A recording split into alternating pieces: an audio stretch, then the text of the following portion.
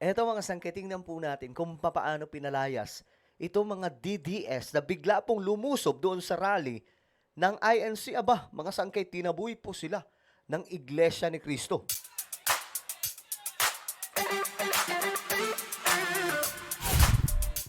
So kalat na kalat po ito ngayon sa social media, itong ginawa po ng mga DDS na biglaang pong paglusob doon sa Luneta na gusto nga po nilang sumama sa rally ng INC. Ang problema, tinaboy po sila. Pag-usapan po natin yan, mga sangkay. Anyway, bago tayo magtuloy-tuloy, sa mga hindi pa po dyan nakakapag-subscribe, tayo po ay road to 2 million subscribers na. Yan po, 1.58 million subscribers na po tayo. Kaya naman sa mga hindi pa po dyan nakakapag-subscribe, makikita nyo po yung subscribe button sa baba ng video na to. I-click nyo lamang po yung subscribe, i-click ang bell, at i-click nyo po yung all. Sa mga nanonood naman po sa Facebook, syempre guys, i-follow nyo po yung ating Facebook page. Okay. So, eto yan, mga sangkay. Kasi, tingnan ni Kuya eh. Alam niyo mga sangkay, ang lungkot nila dito. Kasi nga po, ito sila ay papunta sa Quirino Grandstand. Actually, galing na po sila doon. Ngayon, tinaboy po sila mga sangkay. Kaya, makikita po ninyo sa mukha yung lungkot at asar. Lalong-lalo na itong babaeng to. Lungkot at asar mga sangkay dahil nga po, tinaboy sila ng iglesia. Oh, tingnan po natin. Tapos, kaya masama yung loob nila kasi binalita pa ng GMA. Mga kapuso, nagmamarcha po ngayon patungong Liwasang Bonifacio. Ito mga taga-suporta ng mga Duterte. Yan ay matapos umano sila na hindi payagan ng Iglesia ni Cristo na makasama sa isinasagwa nilang peace rally sa Luneta dito sa lungsod ng Maynila. So dito natin makikita mga sangkay, nakakaunti lang po talaga yung mga DDS. Kakaunti lamang po sila, hindi po talaga sila ganun kadami. Kasi nga po, ayan yan na po sila mga sangkay. Dinaboy sila ng INC. Ayon kay Daniel Nobleza, tagapagsalita ng Reforma Pilipinas at ng Hakbang na Maisog, humiling po sila sa pamunuan ng Iglesia ni Cristo na makasama po sana sa kanilang rally, pero hindi raw po sila pinagbigyan. Yan ay dahil sa kasama po doon sa kanilang panawagan sa kanilang pagkilos ay ang pagbibitiw po ni Pangulong Bongbong Marcos. Ayaw nga po ng iglesia yan kasi mahahaluan daw yung kanilang panawagan.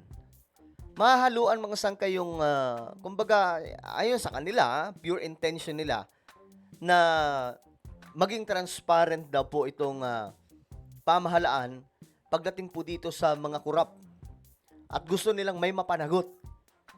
So ngayon mga sangkay, yung iglesia, syempre, kapag ka nangyari yun, na papasukin nila itong mga ito, wala na mga sangkay. Hindi na po kasing pure ng kanilang goal o adhikain mga sangkay, yung kanilang magiging panawagan doon po sa Luneta o sa Quirino Grandstand. Sinabi po sa kanila ng pamunuan ng Iglesia ni Cristo na ayaw po nilang mahaluan ng kulay yung isinasagwa nilang mapayapang rally Ayun. dito po sa Luneta sa lungsod ng Maynila. Ayun. Trinay po namin na gumawa ng liham para po magpaalam sa ating mga kapatid sa iglesia. Ngunit bariin po nilang tinututulan Okay. na kami ay makapasok sa loob at lalo na may nakalagay na BBM resign. Dahil may sarili daw po silang programa. Kami naman po ay naiintindihan po namin ang sitwasyon. Pahiya sila mga sangkay. Pahiya sila. Ayan, pahiya tuloy kayo. Kukulit nyo kasi. Sinabi na nga hindi ganun yung panawagan doon ng INC. Siyang kulit, anak ng toko Kaya sumusunod din po kami kung ano po ang gusto po nila. Basta po kami, patuloy po ang panawagan namin na bumaba na si Pangulong Bongbong Marcos. Wala yan. Malabo yung bumaba. Baka nga mangyari kapag nanggulo sila dyan, baka magdeklara pa yan ng martial law. Kapag nagdeklara ng martial law, may hirapan dyan mga DDS kasi hindi naman sila law-abiding citizen eh. Yung iglesia, wala, hindi rin po yan may hihirapan kahit magdeklara ng martial law. Kasi mga law-abiding din naman po sila. Yung mga DDS po dyan talaga ang mahihirapan, mga sangkay. Oh. Ngayon, ito. Grabe itong video. Ito naman mga sangkay. Ito, mayroon pong caption na grabe talaga ang mga kampo ni Sara Duterte at ni Kibuloy. Alam naman nila na ang rally ay for transparency and peaceful.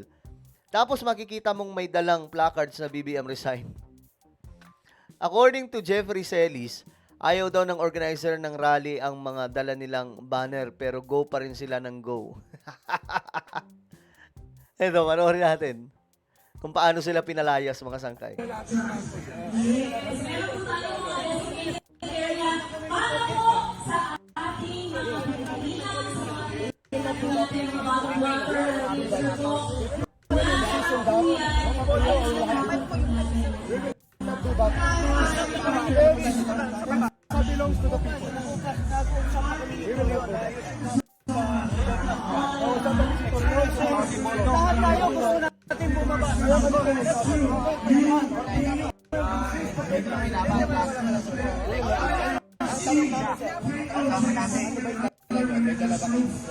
Oh, and tinanong, may dala ba kayong placards?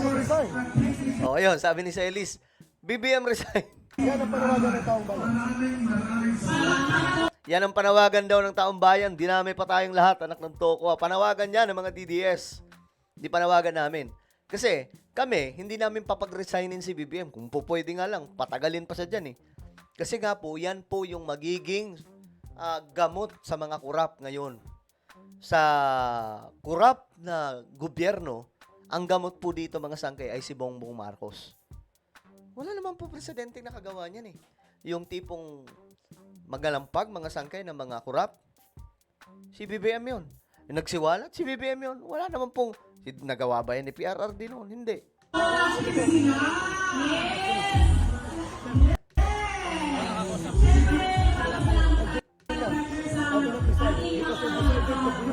Lungkot ni Celis, oh. Hindi pinapasok.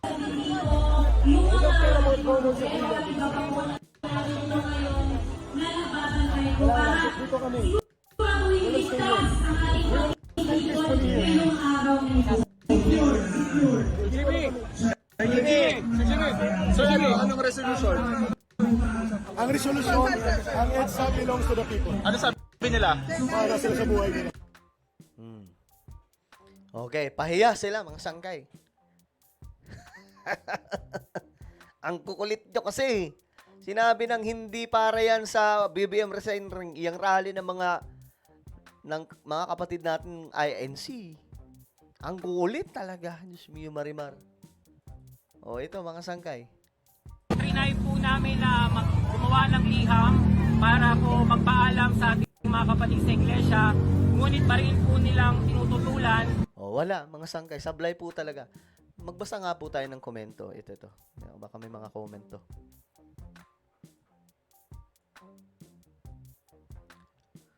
Okay. Ito.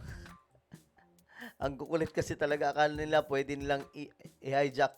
We have our scan to stop them. Panawagan ng taong bayan. Bahiya ka, no, Celis? Bukas si PBBM pa rin ang presidente. Ngayon, mga sangkay, ito malabo po talaga magtagumpay yung mga trip nila. Kasi kakaunti nga lang po sila eh. Ito, mga sangkay, tingnan po ninyo. May mga nag-comment dito eh. Ito. So, may mga nag-comment dito sa ginawa po nating vlog about dyan. Ang ganda ng komento nila. Ito. INC po ako at solid lang po ang panawagan namin sa transparency and accountability for better democracy.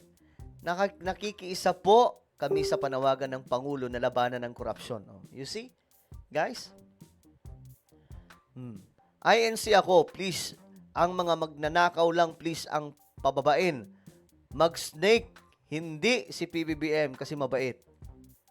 Mga sangkay, di ba?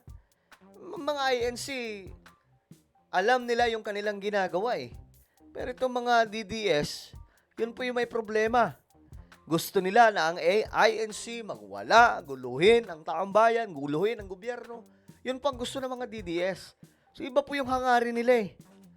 Gusto nila na sakyan ng INC kung anong ginagawa ngayon ng mga DDS. So hindi na guys.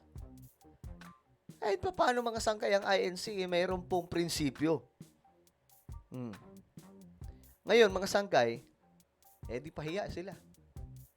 Pahiya ang mga DDS. Ano po ang inyong opinion? Comment down below. Meron po tayong YouTube channel, Sangke Revelation. Hanapin nyo po ito ngayon sa YouTube. Kapag nakita nyo na, i-click nyo po yung subscribe, i-click ang bell, at i-click nyo po yung all. Ako na po ay magpapaala. Mag-iingat pong lahat. God bless everyone.